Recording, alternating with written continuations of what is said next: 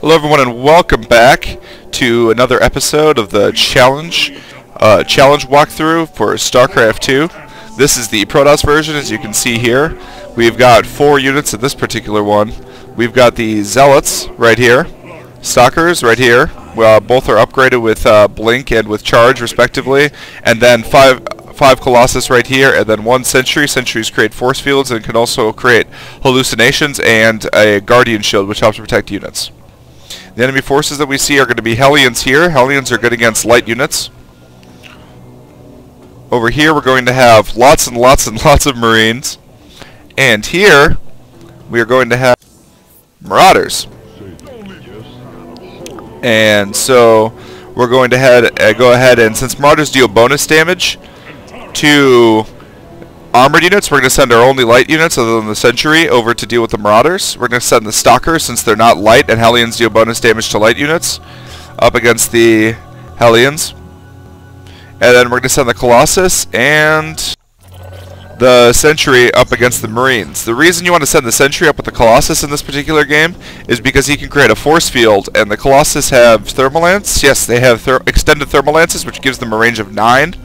And you just go ahead and force field across, and you can hold shift too if you want to create multiple force fields, and then the Marines can't attack you and the Colossus are able to just attack on their own. We will do a little bit of setup here too. You want to try to, as I was talking about earlier, you want to try to spread your forces to get as many attacking units as possible. Although it is worth noting you don't want to get too close to the Marines in this case, because they will kill the Colossus if they get the chance. And these Stalkers will have time to move around. It's especially important against Hellions, because Hellions deal damage in a directly straight line. So you want to make sure your forces are as spread as possible. And these are Blink Stalkers, so they will be able to use Blink Micro, which you'll see when we do that. And then, meanwhile, we do want to get the spread, especially important for melee units, to make sure that they can surround as many of their opponents as possible and get as much surface area on them as possible. And so we'll go ahead and begin now. Looks like we're going to start with the Stalkers. I'll be doing a little bit of Blink Micro too. You can also put 1 Colossus up here. You probably don't need that many Colossuses to deal with the other units.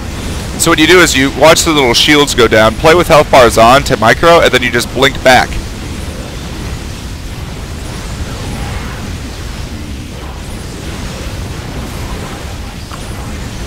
And then actually, Stalkers are so good against Hellions that you can actually just blink forward and take them all out after their numbers are low enough.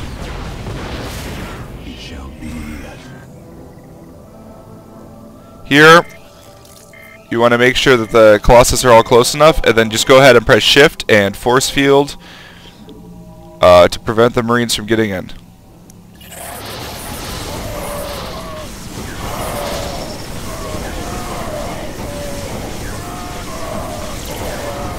You only have 4 force fields, so you want to make sure to spread them out as much as possible.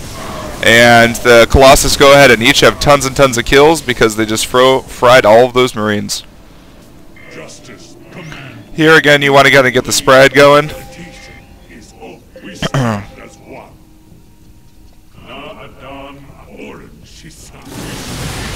And see how much damage you can do here. We actually did in fact take out a Zealot, and sometimes you can micro, similar to Blink Stalkers, but micro the injured ones away so that they're not taken out. You see this one is only 2 shots away from being taken out, so you want to make sure he could survive. And it was a success. We're going to move on to round 2 now. This round we have Carriers. They launch little interceptors. We have Void Rays. They have prismatic beams, which increases damage the longer they attack a single target. High Templar, which can cast both feedback, which takes away all the energy in a unit and deals damage to it for how much energy it had, and Sonic Storm, which deals 80 damage over 4 seconds to a unit. Over here we have Thors. Thors are big hulking tanks that deal a lot of damage. We got siege tanks. These are ones that probably be attacking normally. I don't think they're going to be sieging up. And then battle cruisers. So actually the Thors are probably going to be the best for the High Templar, because High Templar can feedback them, and each of them is full energy, so they get dealt 200 damage, and it feedbacks only 50 energy, so we can do it 4 times with this 200 energy. And we can go ahead and send these. Void Rays, since this is an older version, do not in fact do bonus damage to massive units, but they can go ahead and they can charge up on each of these battle cruisers, and very effective against battle cruisers.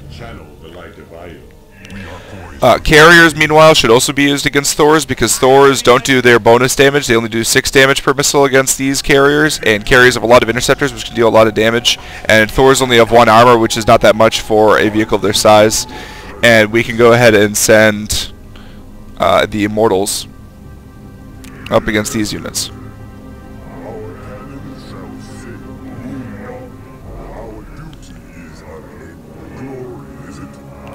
Immortals do bonus damage to tanks. In addition, they cap how much damage can be dealt to them. It can only be dealt a maximum of 10 damage to them with their hardened shields. Gonna go ahead and fan out here, just like I did in previous games. And you want to try to engage your opponent at the smallest point. This is the smallest choke point, so that they have the fewest number of units attacking, and you have the most amount of units attacking. And this is called a concave. So we'll go ahead and start.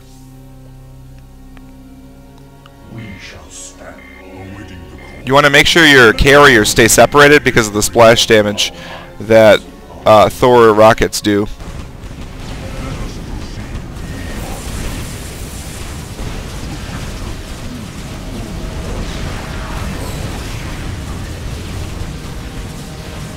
And the same plan applies actually to microing some of these units back. They can take a lot of damage though, so you can go ahead and... Oop, I don't know if he's going to get away.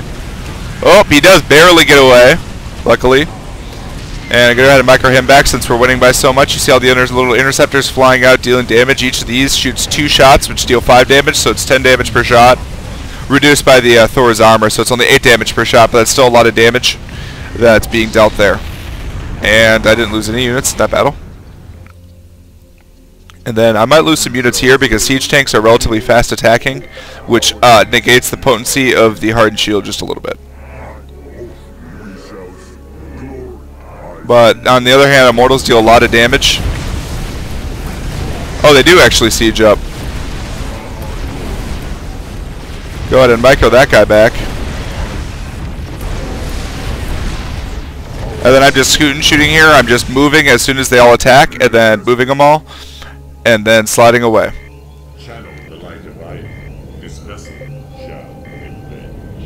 Oop, and these are actually speed upgraded. That's old school.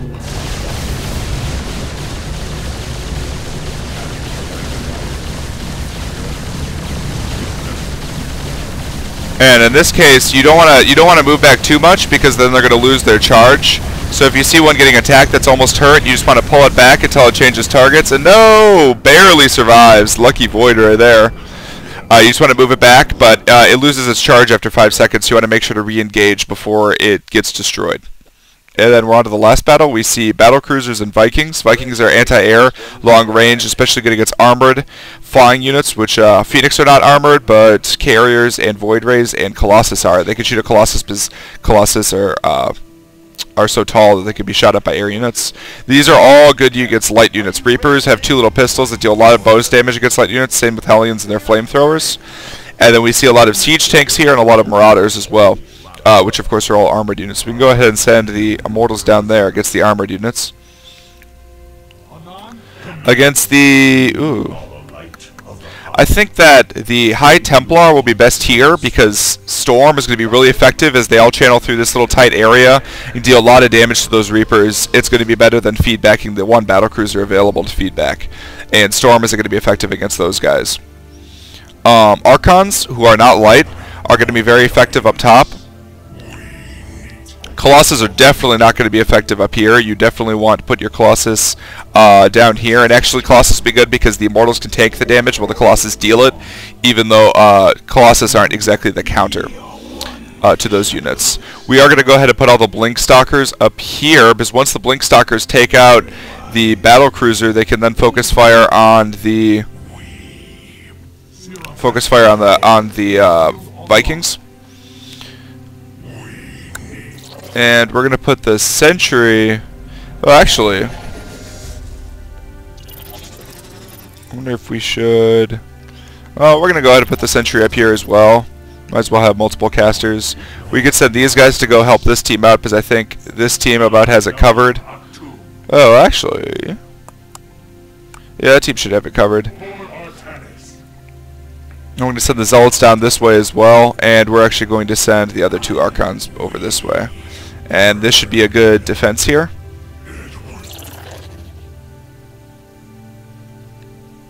And I think this should be effective at dealing with it. We're going to put the Phoenix in the back, because the main goal is to take out the battle cruiser right away. And actually,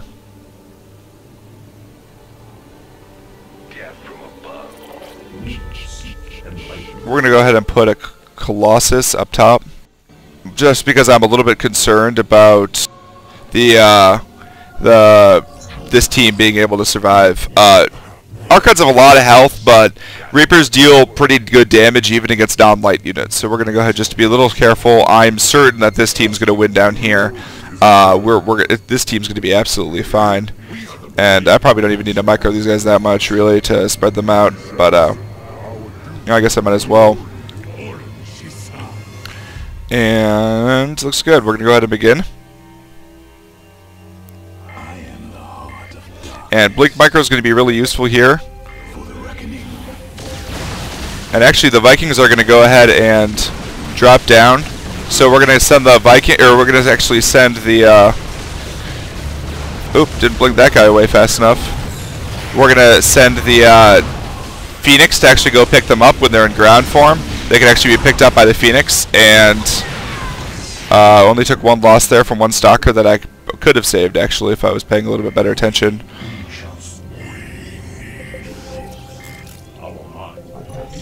Oop, gotta make sure to grab the sentry here. Make sure these guys are firing, and then I'm gonna just go ahead and storm.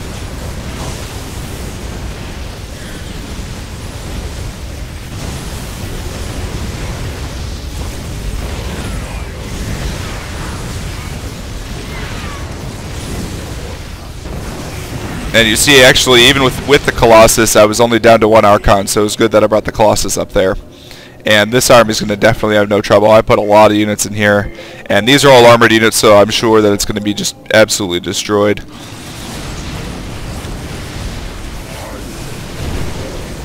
And if the siege tanks fire at the Immortals, they're not going to deal very much damage. If they fire at the Zealots, and oh no. Oh, they did a lot of damage to those Zealots. I probably shouldn't have sent those along. So actually, we're going to